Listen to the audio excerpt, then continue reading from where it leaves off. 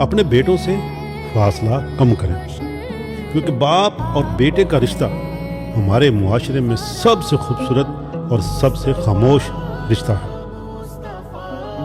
عجیب سا ہے یہ تعلق، جیسے جیسے بیٹا بڑا ہوتا ہے ایک اندیکھی دیوار ان کے بیچ کھڑی ہو جاتی ہے۔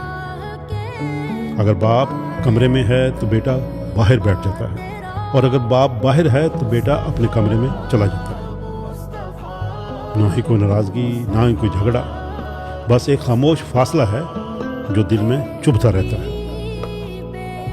دل کے اندر دونوں کے پاس محبت کے سمندر ہوتے ہیں، مگر زبان پہ لفظ نہیں آتے۔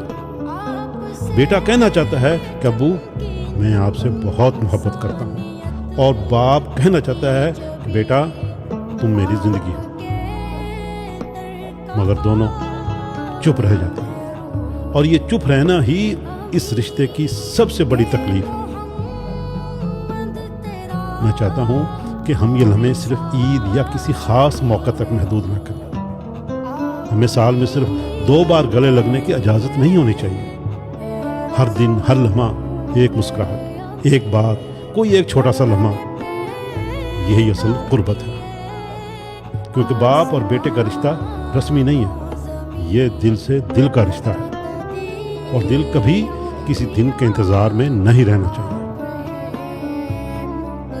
اپنی محبت کہنے میں دیر مت کرو، باپ ہمیشہ منتظر رہتا ہے۔